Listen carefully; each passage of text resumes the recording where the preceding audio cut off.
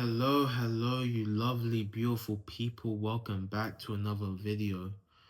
Once again, you know the drill. There's no extra comments that need to be added. Other than, I love comments. I really like comments, okay? I want to talk about the power of you commenting before I talk about my... Okay, so if you comment, I'll be happy. So, yeah. But comment fire emojis is nice. You can comment questions.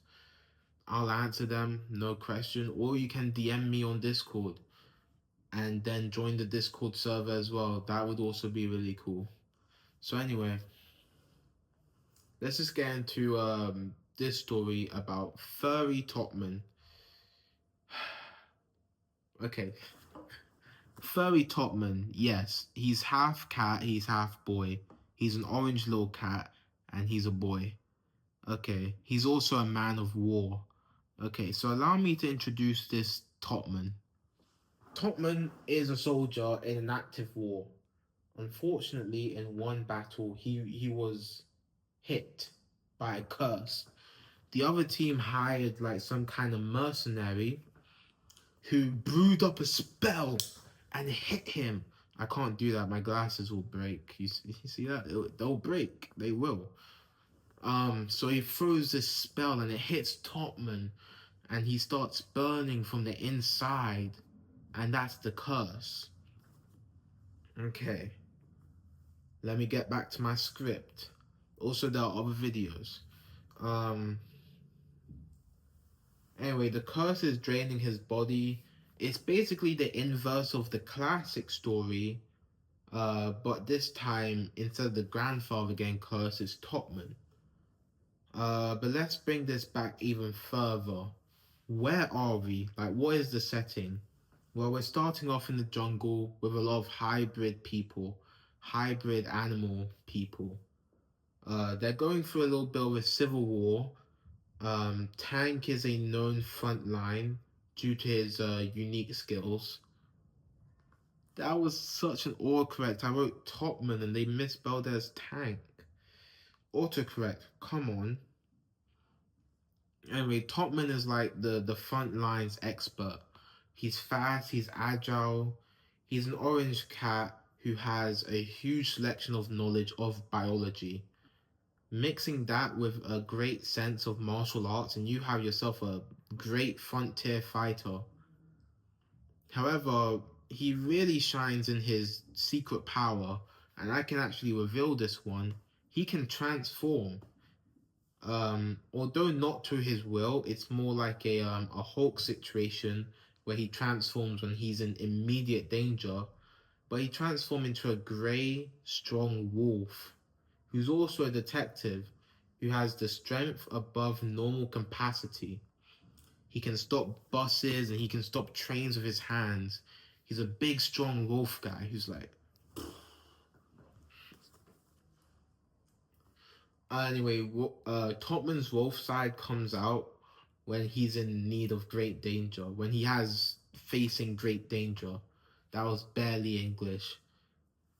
And he leaves when he feels like it's appropriate.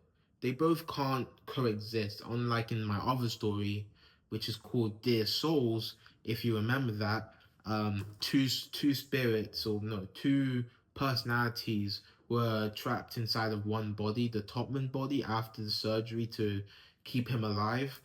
That's completely different. The two cannot communicate in this story. And they also can't really choose when they switch.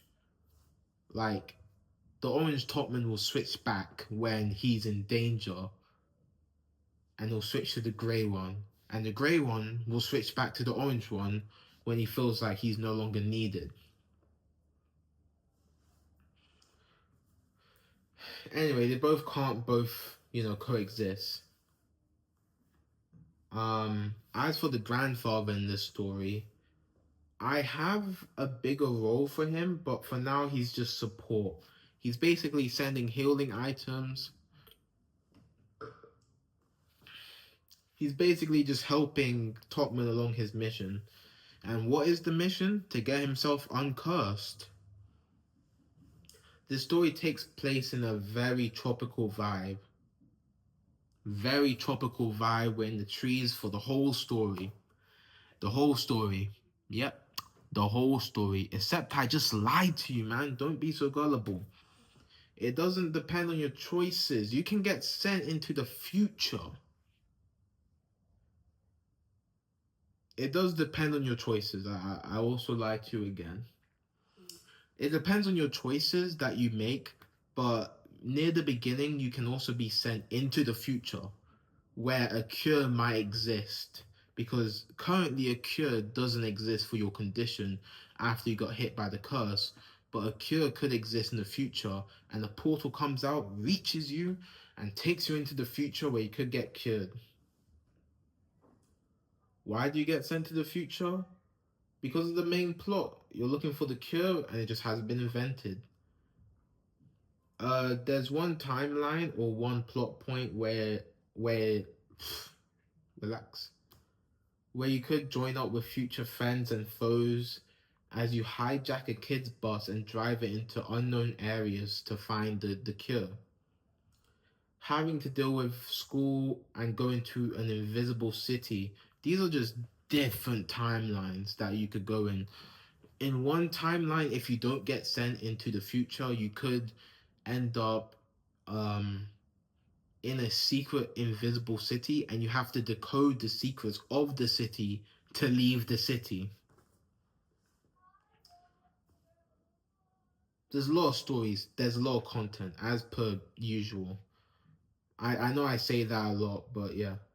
So I know this one is a little bit on the shorter side, but unfortunately I only have the concepts of characters so far.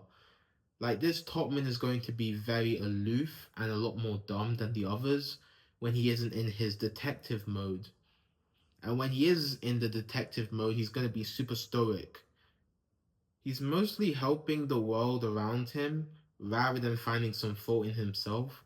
So if you know character archetypes, there is something called a flat character a flat character arc. This is where characters like Goku and Luffy can align into. And in the flat character arc, that's also where this Topman is going to lay into, where he already knows the truth about his world, but he needs to help solve it. And with that, I think I'll wrap up afrobeats. But I even wrote like what time I made this. I made this at 1:25 a.m. in the morning. I wrote I was writing all of the previous scripts at nighttime at like 1:25 in the morning, and I spent all day writing those.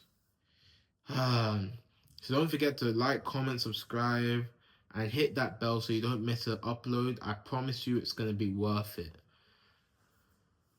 And with that, I just want to say this is one of those underdeveloped stories, but there will be developed stories.